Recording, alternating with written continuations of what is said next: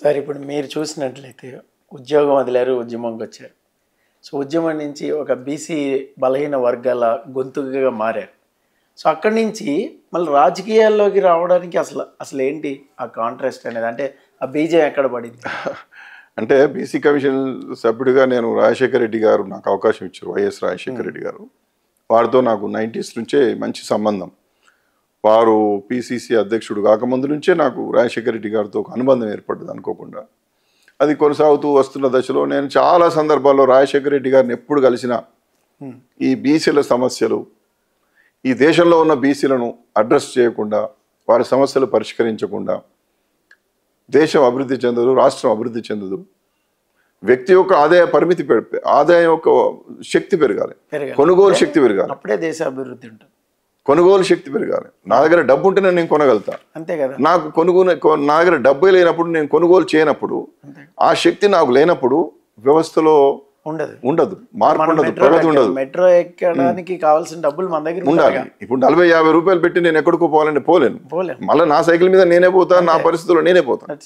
కాబట్టి వసతులు కల్పించడం వేరు, విలాసవంతమైనటువంటి ఏర్పాటు చేయడం వేరు, ఆ యొక్క వ్యక్తి కుటుంబం యొక్క తలసరి ఆదాయం పెంచడం వేరు. అందుకోసం నేను చాలా సందర్భాల్లో వారితో అన్నా బీసీలకు ఇది చేయాలి, అది చేయాలి, రియంబర్స్మెంట్ ఆఫ్ ట్యూషన్ ఫీ పెట్టాలి, వారికి హాస్టల్స్ పెట్టాలి, హాస్టల్లో పౌష్టికరమైన ఆహారం పెట్టాలి.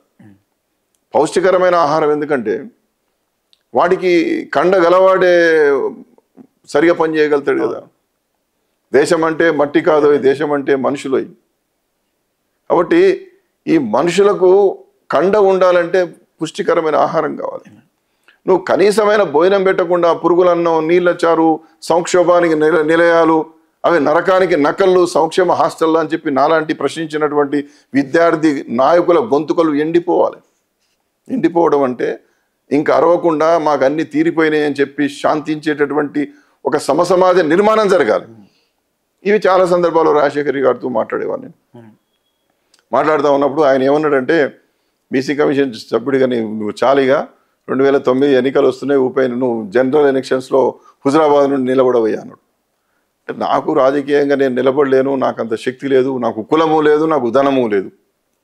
ఈ రెండు లేనివాడు ఈనాటి రాజకీయాలకు పనికిరాడన్నా అంటే, అవసరం లేదు, నేను గెలిపించుకుంటాను, నువ్వు నిలబడని చెప్పి నన్ను అప్పటికప్పుడు 20 రోజుల ముందే హుజరాబాద్ అభ్యర్థిగా ప్రకటించేసిండు. కరీంనగర్ జిల్లా హుజరాబాద్ నా స్వస్థలానికి కాంగ్రెస్ అభ్యర్థిగా. ఆశ్చర్యం. పెద్ద పెద్ద నాయకులంతా వీడేవడరా బాబు, ఈ కృష్ణమోహన్ ఏదో బీసీ నాయకుడు అన్నాం కానీ వీనికి రాజశేఖర్ రెడ్డి టికెట్ ఇవ్వడం ఏంది, వీనికి ఏమున్నదని ఇచ్చిండు అని చెప్పి ప్రశ్నించేవాళ్ళు, విమర్శించేవాళ్ళు, అవహేళన చేసేవాళ్ళు, అవమానించేవాళ్ళు. ఎన్ని మాట్లాడినా రాజశేఖర్ రెడ్డి నువ్వు నిలబడుతున్నావు, హుజరాబాద్ విషయం మాట్లాడొద్దని చెప్పి ఆనాడు రాజశేఖర రెడ్డి గారు 2009లో కాంగ్రెస్ అభ్యర్థిగా నన్ను ప్రకటించడం, చాలా వీరోచితమైన పోరాటం చేసి కొద్ది తేడాతో ఓటైపోయాను. దాని తర్వాత 10లో కూడా రోషయ్య గారు సీఎం ఉన్నప్పుడు కూడా మళ్ళీ నాకు అవకాశం వచ్చింది.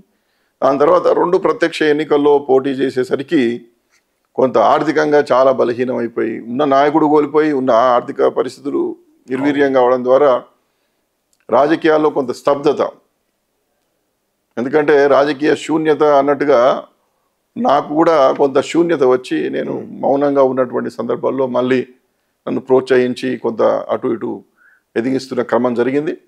పరిణామ క్రమంలో తెలంగాణ రాష్ట్రం ఏర్పడడం, మళ్ళీ మెంబర్గా ఇవ్వడం, చైర్మన్గా ఇవ్వడం. ఎక్కడున్నా నేను మాత్రం నిష్కర్షగా, నిష్కల్మషంగా, నిస్వార్థంగా, నిబద్ధతగా, నిజాయితీగా ఈ వర్గాలకు ఎట్లా మేలు జరగాలనే తలంపుతో మాత్రమే పనిచేస్తున్నాను. భగవంతుడు అవకాశాలు ఇస్తున్నారు, పెద్దలు ఆశీర్వదిస్తున్నారు, కానీ నా లక్ష్యం, నా గమ్యం, నా గమనం, నా ఊపిరి, నా నిశ్వాస ఈ వెనుకబడిన వర్గాల యొక్క హక్కులు పరిరక్షించబడాలి, ప్రయోజనాలు కల్పించబడాలి. మూగజీవిగా ఉన్నటువంటి సంచార కులాల జీవితాల్లో బలీయమైనటువంటి మార్పు రావాలి. మేము ఆయా సందర్భాల్లో బీసీ కమిషన్ సభ్యుడిగా నేను ఈనాడు చైర్మన్గా ఉంటున్న సందర్భాల్లో కొన్ని సామాజిక కులాలను బీసీ జాబితాలో కలిపితే అనేకమైన భిక్షుక కులాలు ఇవాళ మా అబ్బాయి ఎంబీఏ చదువుకుంటున్నాడు, మా అమ్మాయి ఎంబీబీఎస్ సీట్ వచ్చిందని చెప్పి నన్ను కలిసి వెళ్తున్నాడు చాలామంది. చాలా సంతోషం. ఉమ్మడి రాష్ట్రంలో కూడా మేము చాలా కులాలను కలిపాం. ఎక్కడో శ్రీకాకుళం ఆముదాల వలసలో, శ్రీకాకుళంలో, విజయనగరంలో, ఎక్కడెక్కడో ఉన్న కులాలు, తిరుపతి దగ్గర ఉన్నటువంటి చిన్న చిన్న గ్రామాల్లో, పులివెందులు లాంటి ఊళ్ళల్లో ఉన్నటువంటి వాళ్ళని కలిపినాం మేము. అప్పటికి నిర్వీర్యంగా ఉన్నటువంటి కులాలు ఇవాళ గొప్పగా చదువుకుంటున్నారు. ఇవాళ నేను తెలంగాణ చైర్మన్ అయినా నేను ఆంధ్ర ప్రాంతాలకు ఎప్పుడైనా పర్యటించినప్పుడు పోతే పెద్ద ఎత్తున తరలి వచ్చి నన్ను కలుస్తూ ఉంటారు. జీవితానికి ఇంతకన్నా ఏం కావాలి చెప్పండి? ఎన్ని కోట్లు సంపాదించుకుంటే ఉంది? కరోనా సమయంలో మరణించినటువంటి వాడు దిక్కులేని చావులు తెచ్చారు.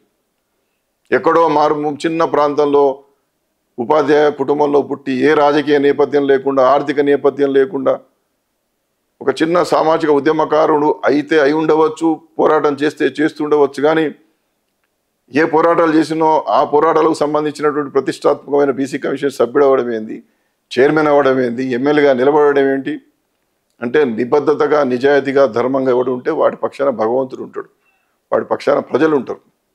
అదే నేను నమ్మిన. నేను కృషినే నమ్ముకొని పోతాను.